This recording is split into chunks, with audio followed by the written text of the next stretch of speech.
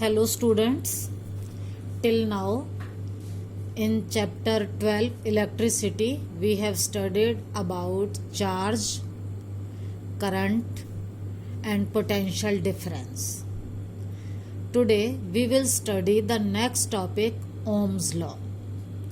Your worksheet number 18 also deals with this law. In 1827, a German physicist named George Simon Ohm established a relation between current and potential difference. अब तक आपने current और potential difference के बारे में पढ़ चुके हो. ये ओम जो हैं एक जर्मन फिजिसिस्ट हैं, इन्होंने एक रिलेशनशिप एस्टेब्लिश किया था करंट और पोटेंशियल डिफरेंस के बीच में. इसके लिए इन्होंने कई एक्सपेरिमेंट किए थे. देखो आजकल जो आपका एग्जाम का पैटर्न है वो थोड़ा चेंज हो गया है. उसमें एक्टिविटी और एप्लीकेशन बेस्ड क्वेश्चन ज्यादा आते हैं और आपकी एनसीईआरटी बुक में बहुत सारी एक्टिविटीज दी गई हैं हर टॉपिक के लिए. तो आपकी बुक में ही है एक्टिविटी 12.1.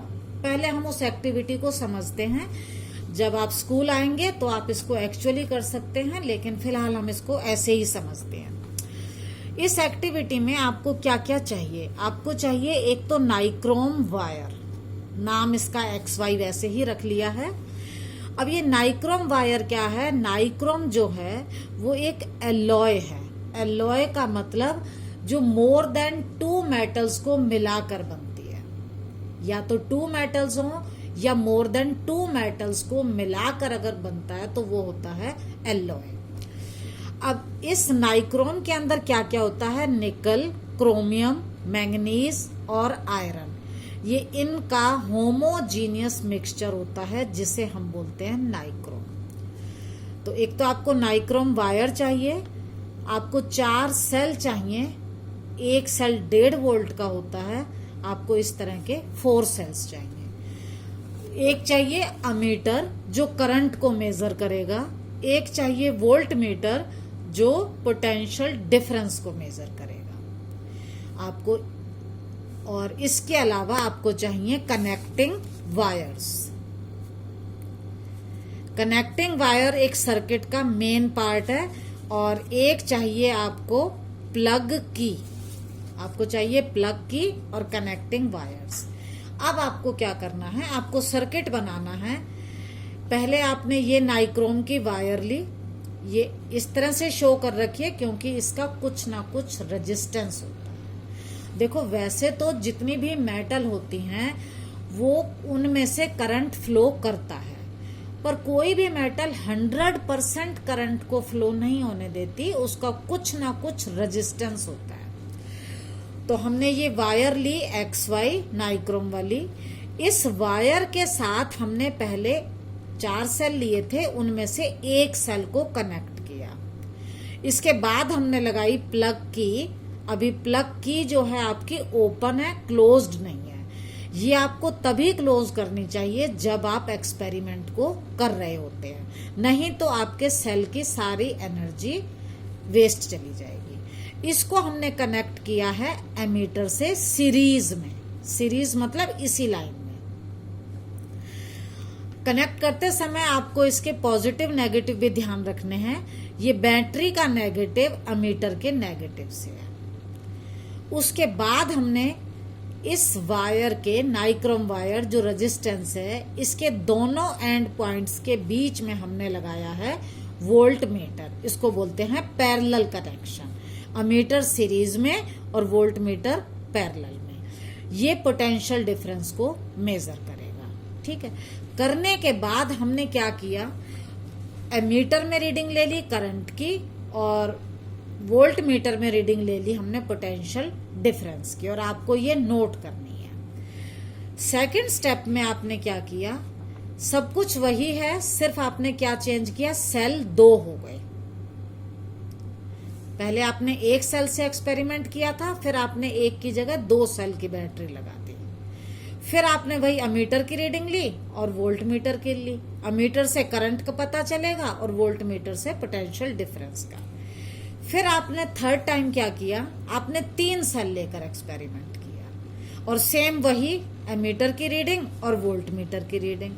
फिर इसी एक्सपेरिमेंट को आपने 4 सेल के साथ रिपीट किया, 4 सेल को जोड़कर अमीटर की रीडिंग और वोल्ट मीटर की रीडिंग, और इन सब रीडिंग को लेकर हमने एक टेबल बनाई। और उस टेबल में क्या था, देखो ये सीरियल नंबर, हमने 4 रीडिंग ली है। पहले 1 सेल कनेक्ट किया, फिर 2, फिर 3 सेल को कनेक्ट किए और फिर 4 सेल कनेक्ट किए। हमने V पोटेंशियल डिफरेंस की रीडिंग ली वोल्ट मीटर से, जिसकी यूनिट है वोल्ट। करंट की रीडिंग ली हमने अमीटर से, जिसकी यूनिट है एम्पियर। और मान लो ये एक्चुअल रीडिंग नहीं है, ये हमने एक जस्ट इमेजिनेशन के लिए ली है, समझने के लिए। मान लो आपकी रीडिंग आ गई, ये 1.5 वोल्ट आया तो करंट आया 0.75, ये 3 आया तो ये 1.5। ये हमने बस जस्ट एक समझने के लिए ली है। रीडिंग लेने के बाद हमने करंट भी मेजर कर लिया और पोटेंशियल डिफरेंस भी। अब क्या करना है, अब हमें V और I का रेशो निकालना है। रेशो का मतलब V अपॉन I। हमने V अपॉन I निकाला, आप इसको सॉल्व करोगे तो ये 2 आएगा।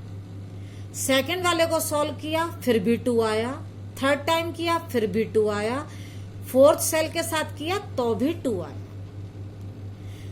तो इसका मतलब ये है कि आप कुछ भी करो, ये V अपॉन I जो है एक वायर के लिए हर बार कांस्टेंट आ रहा है, फिक्स वैल्यू आ रही है, कांस्टेंट आ रहा है। Means V upon I is constant. आप चाहे वोल्टेज कितनी भी बढ़ा लो, लेकिन ये वाली वैल्यू हमेशा कांस्टेंट आएगी। जनरली जब हम एक्सपेरिमेंट करते हैं तो बेटा हमसे कुछ ना कुछ मिस्टेक हो जाती है। कभी हम रीडिंग ठीक नहीं ले पाते, कभी कुछ हिल जाता है, तो ये एग्जैक्ट नहीं आता, ये अप्रोक्सीमेट आता है। जब सर ओम ने ये एक्सपेरिमेंट किया था तो उन्होंने इसको कई बार किया था और तब उन्होंने एक लॉ दिया था। तो अप्रोक्सीमेट सेम वैल्यू आती है किसकी, V अपॉन I की। फिर क्या किया, एक हम जो हमारी रीडिंग आई है इसको हम ग्राफ बनाते हैं। ग्राफ बनाने के लिए आपको मैथ में मालूम होगा, ये हमारा ओरिजिन है O, ये एक्स एक्सिस है जिस पर हमने लिया है I करंट, जिसे हम एम्पियर में लेते हैं, और वाई एक्सिस की तरफ हमने लिया है पोटेंशियल डिफरेंस, जिसको हम वोल्ट में लेते हैं। और हमने ये वाली वैल्यू रख के, जैसे V इक्वल टू 1.5 है और I उसमें 0.75 है, तो देखो यहाँ ये 0.75 को हमने इंक्रीज किया, यहाँ 1.5 को, दोनों जिस पॉइंट पर मिले हमने मार्क कर लिया। सेकंड रीडिंग में I है 1.5, हमने 1.5 से ये वर्टिकल लाइन डाली। V है 3, फिर हमने 3 से लाइन डाली, दोनों जहां ज्वाइन करे वहां हमने मार्क कर लिया। इस तरह से मार्क करने के बाद अगर हम सारे पॉइंट्स को ज्वाइन करें तो we get a graph which is a straight line. ये हमें एक स्ट्रेट लाइन ग्राफ मिलता है जो ओरिजिन से आ रहा है। We get a straight line graph passing through the origin. Origin से आता हुआ हमें एक स्ट्रेट लाइन ग्राफ मिलता है। जब भी आपको ग्राफ स्ट्रेट लाइन मिले, ओरिजिन से आ रहा हो, तो हम कहते हैं कि ये दोनों एक दूसरे के प्रोपोर्शनल है। यहां हमने V लिया था, यहां हमने I लिया था। ये जो I है, ये हमेशा, I का मतलब करंट जो फ्लोइंग थ्रू मेटेलिक वायर, जो नाइक्रोम वायर से पास कर रहा है, फ्लो कर रहा है, दैट इज ऑलवेज प्रोपोर्शनल। ये निशान है प्रोपोर्शनल का, to the potential difference across the wire. देखो इस डायग्राम में, देखो ये एक वायर है, इसमें से करंट फ्लो कर रहा था। ये जो करंट फ्लो है हमेशा ये current flow it is always proportional to the potential difference across the two ends of wire. लेकिन एक कंडीशन है, provided temperature remains the same, temperature same रहना चाहिए, ये तभी फॉलो हो पाएगा। तो ये लॉ दिया था ओम ने, तो इसको हम बोलते हैं ओम्स लॉ। अब आपकी वर्कशीट में देखिए, ये ओम्स लॉ है।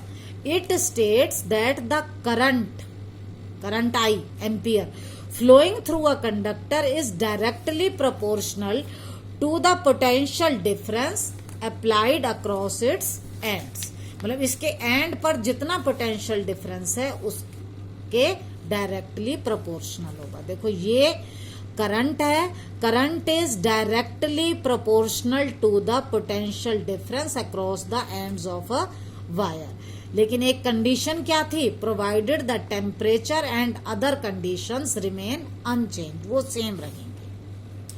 अच्छा, अब हम पोटेंशियल डिफरेंस को रिप्रेजेंट करते हैं V से, करंट को रिप्रेजेंट करते हैं I से, तो V directly proportional to I। अभी हमने जो निकाला वो V अपॉन I का रेशो कांस्टेंट आया था, उस कांस्टेंट के लिए हम यूज करते हैं R। तो ये प्रोपोर्शनैलिटी को हटाने के लिए हम एक कांस्टेंट लगा देते हैं, कांस्टेंट है R, और इस R को बोलते हैं हम resistance for a given metal in ohm. ये अभी ओम में बताती हूं। अब देखो V is directly proportional to I, या आप कह सकते हो V upon I equal to constant. Constant को हमने शो किया R से। अब देखो अगर हम क्रॉस मल्टीप्लाई करें तो ये आ जाएगा V इक्वल टू IR या RI, या आप ऐसे भी कर सकते हो V प्रोपोर्शनैलिटी को हटाने के लिए इक्वल टू और ये कांस्टेंट लग गया RI। तो R is the constant of proportionality for the given wire at a given temperature, और इस R को हम बोलते हैं रेजिस्टेंस।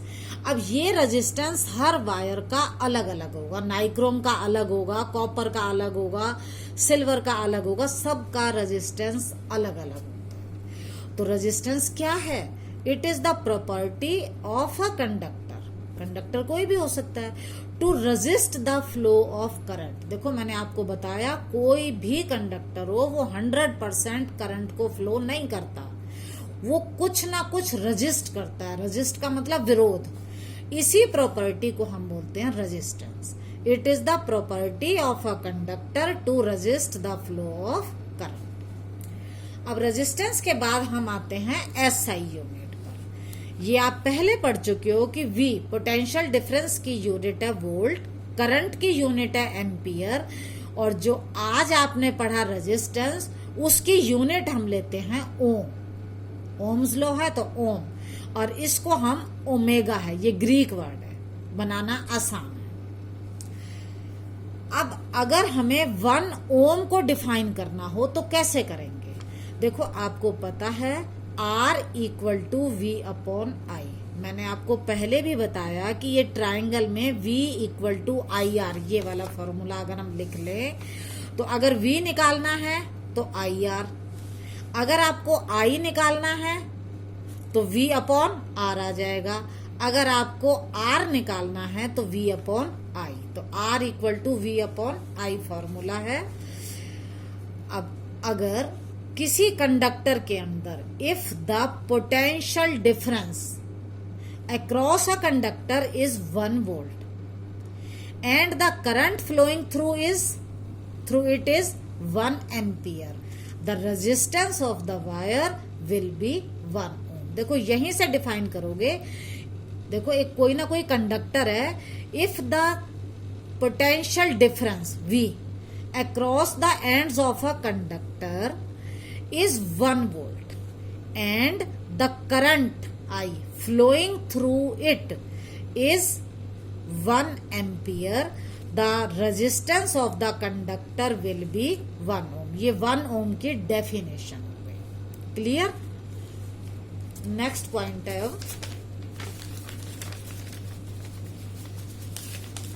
इस फॉर्मूले को हम कई तरह से यूज कर सकते हैं। मैं आपको अभी बता चुकी हूँ, V equal to I R कर सकते हो।